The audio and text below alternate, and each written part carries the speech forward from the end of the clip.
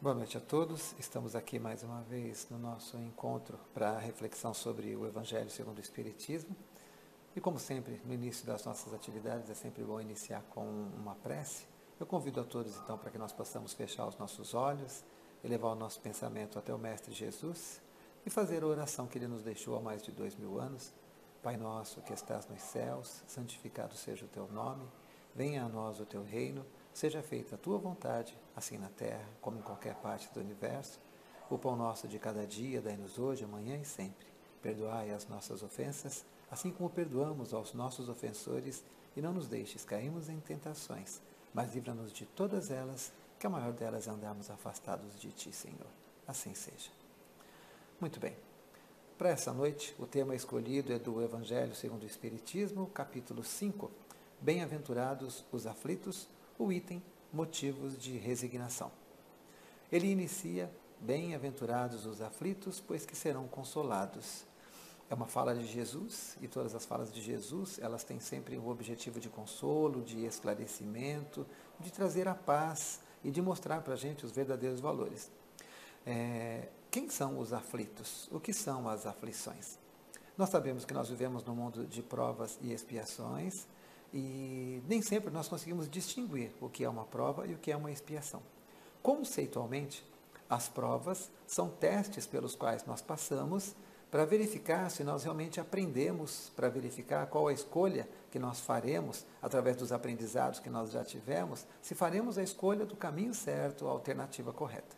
As expiações, teoricamente, seriam os resgates, as faltas que nós cometemos no passado e que recolhemos agora os resultados, as reações delas, através de uma dificuldade, de uma dor, de um sofrimento.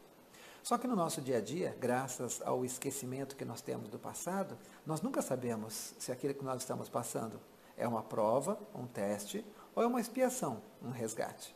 Então, uma dor, ela tanto pode servir para você resgatar a falta que você cometeu, como também ela pode servir como um teste. Então, por não sabermos exatamente o que ela é preciso que todas elas a gente encare como oportunidades de aprendizado.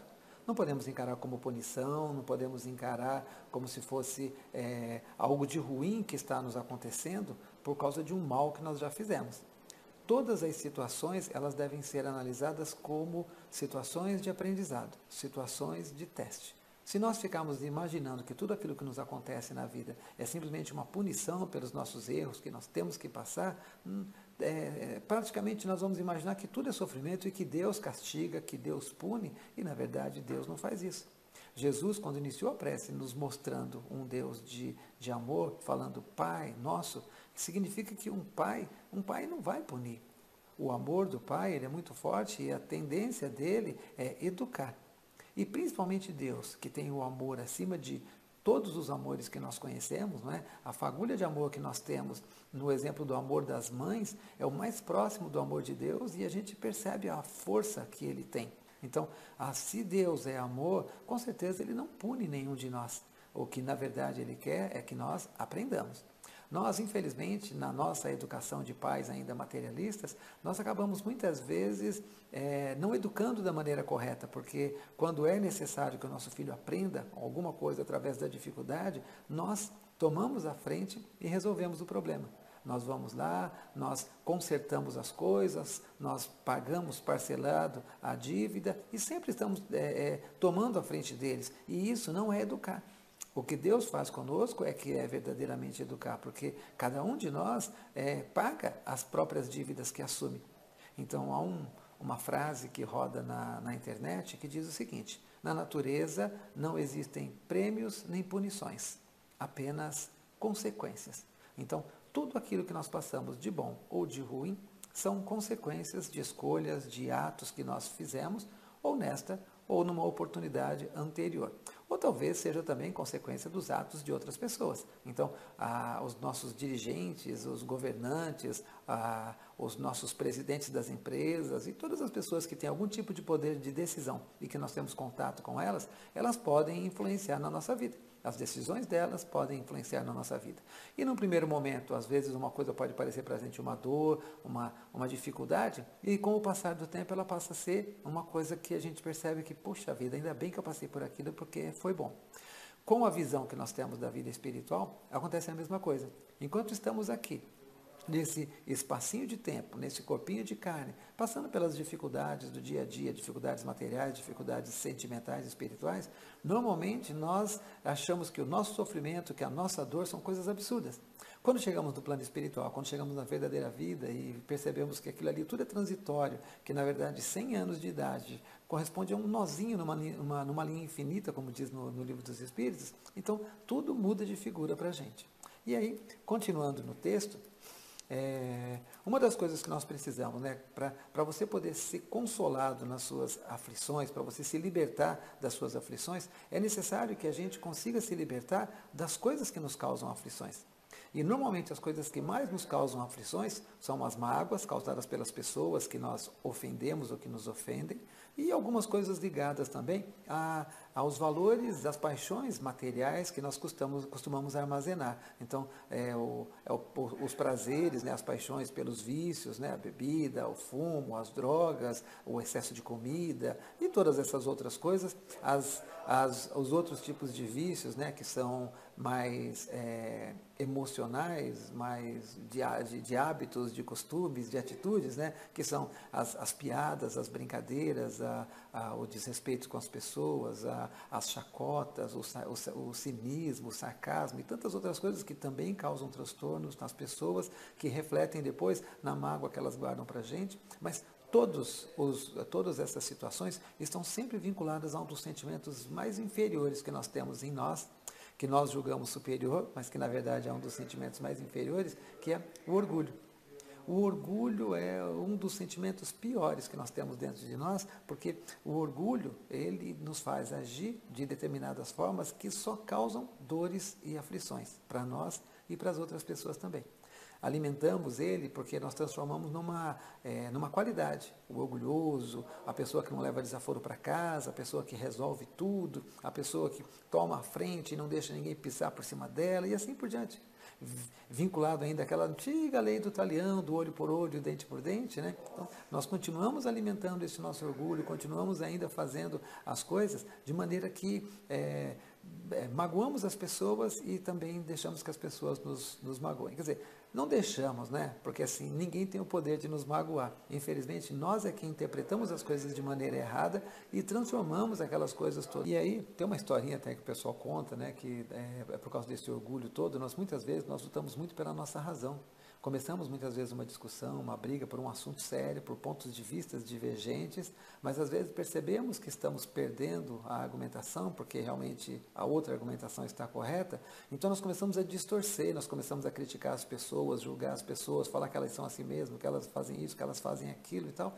Então, lutamos não mais pela ideia inicial, por aquilo que é certo, mas sim simplesmente para ter razão, para não perder, para não ser derrotado. Tem uma historinha que eu acho que você já deve ter ouvido, do casal que se prepara para ir para um passeio, para uma festa, e dividem a tarefa, né? O marido cuida de organizar as coisas, colocar no carro, e a mulher de verificar o caminho, o trajeto que eles têm que ir. E vão. No meio do caminho tem uma bifurcação, e o marido fala, nós precisamos pegar a avenida da direita. Ela fala, não, eu vi no mapa, é a da esquerda.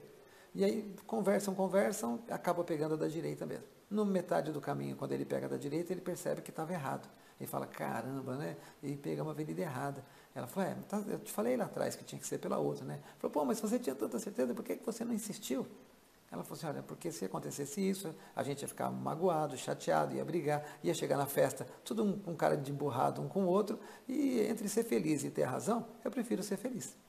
Não é? Então, todos nós devemos aprender isso aí, né? Nós lutamos tanto para ter razão com tudo, com os nossos filhos, com as nossas esposas e maridos, com os nossos chefes, com os nossos funcionários, com os nossos patrões, com os nossos governantes. Sempre nós queremos ter razão nas coisas. E às vezes nem sempre o ter razão é importante. E causa, se não causar o mal para nós, causa o mal para as pessoas que estão conosco. E a aflição acaba sendo a mesma, porque tudo aquilo de ruim que a gente causa para os outros se reflete novamente em nós. Ele retorna para a gente, não é? Então, temos que nos libertar. Para nos libertar dessas aflições, nós precisamos pensar, primeiro, temos que entender que todas essas aflições fazem parte da nossa vida, é um processo de aprendizado, mas não podemos nos escorar nisso.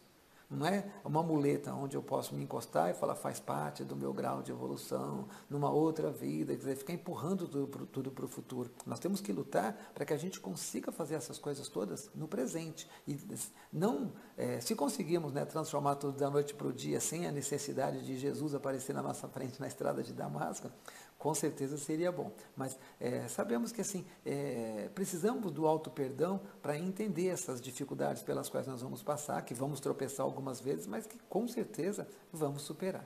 E aí, isso significa também então que se você está passando pela aflição, nós devemos simplesmente nos sentar, procurar pensar em tudo aquilo que nós já lemos dentro do Evangelho, do Livro dos Espíritos, que nós já ouvimos em palestras, conversamos com amigos, que nós devemos então simplesmente falar, eu vou enfrentar de cabeça erguida, sem resmungar, sem chorar, e vou guardar o meu sofrimento aqui, não vou contar para ninguém.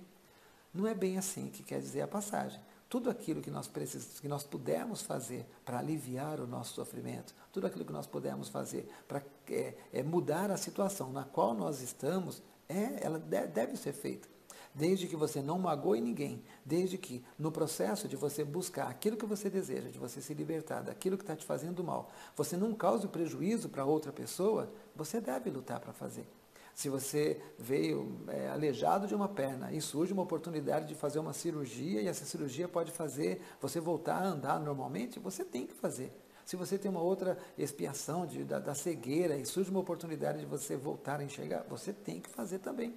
Da mesma forma que muitas vezes você está numa situação, num trabalho, uma atividade que para você é uma atividade um pouco desgastante, um pouco ruim, que para você ela é dificultosa.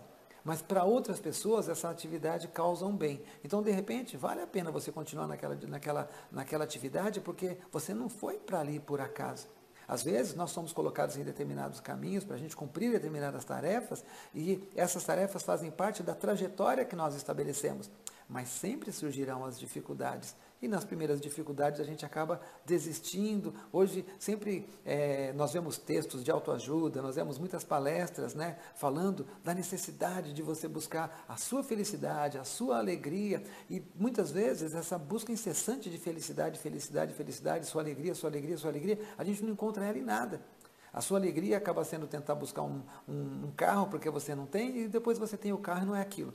Você quer um emprego onde você tenha mais reconhecimento e aí junto com o reconhecimento vem um monte de tarefas, de obrigações, de prazos que causam um monte de transtorno e que não era aquilo que você queria também. Então, nós ficamos buscando no externo tantas satisfações, tantas alegrias e acabamos gerando para a gente somente frustrações, porque não atingimos aquilo que nós queríamos, né? Então, não devemos nos sentar e acomodar e sofrer quieto. Não é o sofrer quieto, é sofrer resignado. Resignação, no caso de Deus, significa entender que, se nós temos fé nele, significa que tanto a coisa que parece boa, quanto aquela coisa que parece ruim, são necessárias para a gente. É necessária para o nosso aprendizado, é necessária para o nosso crescimento. Então, o resignado significa não se achar injustiçado, mas não significa não lutar para que as coisas melhorem. Então, você pode estudar, você pode trabalhar, você pode se acalmar, você pode ser tolerante, você pode ser paciente ou você pode ser indignado. Cada uma das coisas que você for fazer para você buscar isso daí, tem que ser sempre com respeito ao semelhante. Você pode até brigar por alguma coisa que você acredita, mas nunca ofendendo as pessoas. Mesmo Jesus, quando levou o tapa do soldado, ele disse, se eu não disse nenhuma verdade, por que me bates? Se eu não disse nenhuma inverdade, por que me bates? Não é? Então, oferecer a outra face não é exatamente assim ao pé da letra. Né? Existe um ditado popular que diz assim, que você tem 10 dívidas. Aí você fala, meu Deus, mas 10 dívidas é complicado de pagar, ela é ruim. Então eu vou fazer o seguinte, eu vou pegar tudo isso daí, vou num único banco, pegar todas essas dívidas e transformar numa dívida só. E aí o negócio fica bom. Será que fica bom mesmo? Será que aquele 1.000 que você devia, de um monte de coisas divididas, separadas, não vai se tornar alguma coisa 2.000, o dobro do valor? A mesma coisa são as picuinhas, as mazelas, os problemas que nós guardamos no dia a dia e que nós vamos postergando para resolver depois. Todas as situações de problema, nós temos que procurar refletir e resolver, não ficar empurrando só para o futuro. Tomar uma atitude agora, pode ser que essa atitude que você tomou não traga o resultado que você quer, mas tomando a atitude agora, você vai começar a observar. E aí, deu um resultado positivo, você continua na mesma linha. Não deu um resultado positivo, você tem que mudar, você tem que fazer alguma coisa que possa ajudar a encontrar um outro caminho, uma outra resposta, uma outra situação. Mas estacionado, parado e empurrando para frente, com certeza você não vai conseguir aquilo que você tem. Quando nós, principalmente nós que somos espíritas, né, nós sabemos que a vida continua após a vida física. E muitas pessoas, e principalmente agora, nesse momento em que nós estamos passando, não levando em consideração a pandemia, mas assim, a etapa evolucional, intelectual que nós estamos passando, ela está aflorando demais uma parte da nossa inteligência, que é a parte emocional, que são os nossos sentimentos. Então, nós não temos mais tanta necessidade de trabalhar somente pela subsistência. Hoje, nós já temos condições de obter ganhos e buscar outros valores. Valores que envolvem o nosso conforto, valores que envolvem o nosso lazer. E dentro do conforto e do lazer, nós temos N situações extremamente materialistas que podem também nos prender aqui aos valores da terra. E acabar fazendo com que nós, para poder manter esses valores, né, de lazer e de conforto que nós temos, um excesso de trabalho que nos toma o tempo todo, que seria talvez uma parte necessário dedicar ao nosso desenvolvimento espiritual. E nessa busca constante de tentar continuar, buscando, às vezes nós nos deparamos com dificuldades que não conseguimos resolver. Quando temos a certeza da existência da outra vida e sabemos que, se nós não lutarmos para resolver os problemas aqui, se nós não enfrentarmos de frente para superar, ou pelo menos para conviver mansamente com esses problemas, fatalmente eles passarão também para o outro lado. Se eles passarem por antecipação, vamos chamar assim, né? Se infelizmente nós caímos nos caminhos do suicídio, nós sabemos que ele se prolongará mais do que o período desta encarnação. Porque na tentativa de eliminar, na tentativa de reduzir, nós aumentamos as nossas dificuldades fugindo desse problema. Por outro lado, se nós, resignados, continuarmos lutando, mesmo que não, aparentemente, né, não consigamos vencer, mesmo que aparentemente nós sejamos derrotados pelos problemas, né, nasceu e morreu com aquela dificuldade, com aquele problema, mas sabemos que chegaremos do outro lado vitoriosos. Esse é o verdadeiro local. Jesus diz, meu reino não é deste mundo. E nós, se nós podemos fazer, e se nós somos iguais a Jesus, significa também que o nosso reino não é desse mundo. Não sendo desse mundo, se nós enfrentarmos de cabeça erguida todas as dificuldades, se nós entendermos e procurarmos superar o máximo possível, nunca maldizendo o nome de Deus, nunca nos julgando injustiçados, chegaremos do outro lado mais tranquilos e aí sim teremos nos libertado completamente do problema que estava nos afligindo. Embora nós saibamos que a nossa vida, realmente, né, como eu disse, a nossa vida ela é temporária aqui. Nós espíritas, principalmente, pelo tanto que nós já lemos, pela literatura que está à nossa disposição, nós já temos uma ideia formada do que é o plano espiritual. O livro Nosso Lar nos mostra as cidades, nos mostra o trabalho, nos mostra a convivência em família, nos mostra responsabilidades, nos mostra descanso. Então, assim, o outro lado é muito parecido, né? Aqui, como diz André Luiz, né? Aqui seria uma cópia ruim daquilo que existe do outro lado. Da mesma forma que o quadro, né? Quando ele fala, olha, uma cópia desse quadro aqui na Terra, né? Isso é uma cópia de um quadro da Terra, ele fala, não, o mentor fala para ele, não, ao contrário, o que está na Terra é uma cópia desse que está aqui. Então, se nós sabemos que aquela é a vida verdadeira, infelizmente nós ainda, e nós espíritas acabamos pecando muito mais nesse aspecto. Se você acredita que existe a outra vida e que ela é a mais importante, nós investimos tempo demais para as coisas da matéria. Nós, na educação dos nossos filhos, nós dedicamos um tempo assim excessivo para aprender 3 ou 4 idiomas diferentes, para fazer curso técnico disso, uma especialização daquilo e 2 faculdades, 3 pós-graduações, e nós não dedicamos o mesmo tempo para aprender os valores morais. Aí um dia, se acontecer, né, Deus o livre, uma expressão simples, né, que Deus não tem culpa disso. Deus o livre, se acontece dos nossos filhos, né, seguirem um caminho errado, dos nossos filhos, de repente a gente descobrir que eles são envolvidos com coisas erradas, aí a gente acha que ainda fez a coisa certa. Ai, mas eu paguei boas escolas, eu paguei bons cursos, ele teve tudo que eu não tive. Será que teve tudo que nós não tivemos mesmo, né? Porque será que nós estamos preparando para essa pessoa olhar para essa vida, para as coisas daqui da matéria, como se elas fossem temporárias? Ou será que nós estamos dando um valor excessivo para essas coisas e mostrando que tem que se lutar de tudo quanto é forma para conseguir essas coisas? Nada contra ter, como eu já disse várias vezes em outras passagens, ninguém é impedido de ter e nem de lutar para ter. O que não pode é dar o valor excessivo para aquilo. Quando o Frejá diz na música dele, né, que o dinheiro é necessário, mas que você possa dizer para ele quem é mesmo dono de quem. Se é ele que é seu dono ou você que é dono dele. Então, nós precisamos preparar a nós e aos nossos filhos para a melhor etapa.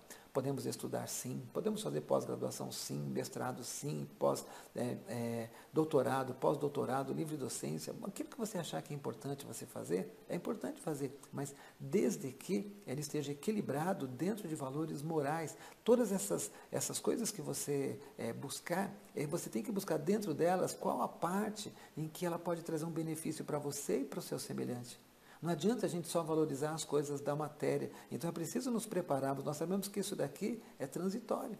Se você vai para um hotel de luxo, e fica hospedado, um hotel meia boca, 2 ou 3 estrelas, e você fica hospedado, enquanto você está lá dentro, você fica preocupado com a cor da parede, se é bonita ou se é feia, você fica preocupado se a cama é curta ou é comprida, se o lençol é mais claro ou mais escuro, mais macio ou mais áspero. Ninguém se preocupa com nada disso, porque você sabe que você está ali temporariamente, durante um período de tempo, para você poder descansar e cumprir com as suas tarefas que você foi cumprir. E depois você vai voltar para o seu ponto de origem. Então, quando nós saímos do plano espiritual, foi da mesma forma. Nós íamos nos hospedar temporariamente num hotel aqui na Terra, numa vida, num espaço que nós contribuímos, que nós desenvolvemos, que nós participamos, mas que vamos deixar, esteja ele todo coberto de ouro, ou seja ele uma palhoça de sapé, com um pouco de mato no chão para você deitar por cima, todos eles ficarão aqui na Terra. Então, não adianta a gente lutar e sofrer por essas coisas e nem ensinar os outros a valorizar também somente essas coisas. É preciso aprender a valorizar toda a parte moral em todas as atividades que nós exercemos. Eu me lembro de um livro do André Luiz, que eu não me lembro qual, né? Não pesquisei antes de montar a palestra aqui. Num dos livros, ele está conversando com um amigo no plano espiritual e ele fala, né, que esse amigo fala que ele, embora na Terra, enquanto encarnado, ele tenha sido uma pessoa trabalhadora, uma pessoa honesta, ele foi uma pessoa que profissionalmente ele fracassou, porque embora ele fosse trabalhador, honesto em tudo aquilo que ele fazia, quando ele precisava fazer as cobranças em relação aos seus clientes, aos seus devedores, ele era implacável. Ele era o credor incompassivo da passagem, né, de Jesus. Então, nós precisamos tomar esse cuidado. Nós não estamos aqui, nós não podemos separar as coisas da matéria das coisas do espírito quando nós falamos de atitude. Nós separamos as coisas da matéria do espírito quando nós falamos de valor. Então, assim, eu não posso dar mais valor às coisas porque não levarei elas para o outro lado. Só que eu não posso, no meu dia a dia, não ser também um bom espírita. Então, mesmo no relacionamento, quer dizer, se eu vendo produtos, tudo aquilo que eu vender, eu tenho que vender coisas que sejam verdadeiras. Eu não posso mentir e omitir, porque eu estou ofendendo o meu semelhante. É coisa da matéria? Com certeza, o produto, as relações comerciais são coisas da matéria, mas a atitude sua interna, enquanto espírito, o que você desejava naquela negociação? Enganar o seu semelhante para obter o seu lucro, então você está fazendo a coisa errada. Não está fazendo aquilo que você gostaria que te fizessem. Então, nós podemos, através dos valores que nós adquirimos, observar cada uma das nossas atitudes e sempre procurar fazer a coisa certa. Quanto mais coisas certas nós tivermos, menos aflições, menos sofrimentos, menos dores nós teremos na nossa consciência para quando nós chegarmos do outro lado. E aí, por mais que você tenha passado, né? Então assim, bem-aventurados os aflitos, porque serão consolados. Se você passar por toda essa dor. E se você não encarar essa dor, na verdade você não vai ser um aflito. E a aflição, ela também é uma escolha. Eu costumava brincar com os meus filhos, já falei isso várias vezes também em palestras, né? Que assim, o mais novo falava assim, pai, o meu irmão me irritou. Eu falava, não, o seu irmão não te irritou. Quem se irritou foi você. O seu irmão falou alguma coisa que não agradou você. Mas assim, ele não tem o poder de te irritar. Ninguém tem o poder de nos irritar, ninguém tem o poder de nos magoar. Só nós temos esse poder através da maneira como nós olhamos, da maneira como nós encaramos as coisas que nos são ditas. E são essas que nos causam aflição. Se alguém xingar você de ignorante, só vai te magoar e ofender se realmente você for ignorante. Se não for ignorante, por que você vai dar importância para aquilo? Não é? Então, a nossa maneira de olhar, a nossa maneira de encarar, a nossa maneira de ver as coisas é que pode transformar um bem num mal ou um mal num bem. Tem uma historinha que acho que você já deve ter ouvido diversas vezes, né, e que é muito interessante para finalizar aí essa reflexão da ideia da aflição, do nosso olhar sobre o sofrimento, que é a história daquela senhora que levanta cedo e ela só tem 3 fios de cabelo na cabeça. Ela está fazendo um tratamento, né, uma doença grave. Ela olha e fala, poxa, hoje eu vou fazer uma trança. No dia seguinte, ela levanta de manhã e só tem 2 fios de cabelo. Ela fala, hoje eu vou dividir ao meio. Aí no outro dia ela levanta e só tem 1 fio de cabelo. Ela fala, hoje eu vou fazer um rabinho de cavalo. No outro dia ela levanta e não tem nenhum fio de cabelo. Ela olha e fala, poxa vida, hoje eu não vou precisar nem pentear o cabelo.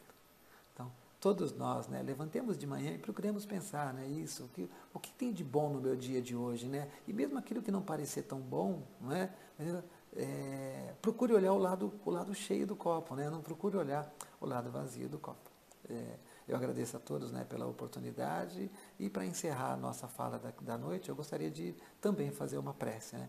Elevando o nosso pensamento até Deus, até Jesus, convido a todos vocês também para refletirem nesse momento, implorando ao Mestre amado as suas bênçãos sobre o nosso planeta, Ele que é o nosso dirigente, agradecendo pela oportunidade que Ele nos deu de tomar conhecimento com tudo aquilo de bom que Ele poderia passar, dos exemplos que Ele nos trouxe e que marcaram profundamente a todos nós e que nós lutamos diariamente para buscar essa perfeição, por todas as promessas que Ele fez e que Ele cumpriu, e a principal promessa de todas e que até hoje está junto de nós, nos momentos de sofrimento, de angústia, de tristeza, quando buscamos Jesus, encontramos a paz. Mestre amado, que a Tua luz esteja conosco e que possamos lutar para ser os bons samaritanos da Tua parábola. Assim seja, Senhor. Graças a Deus.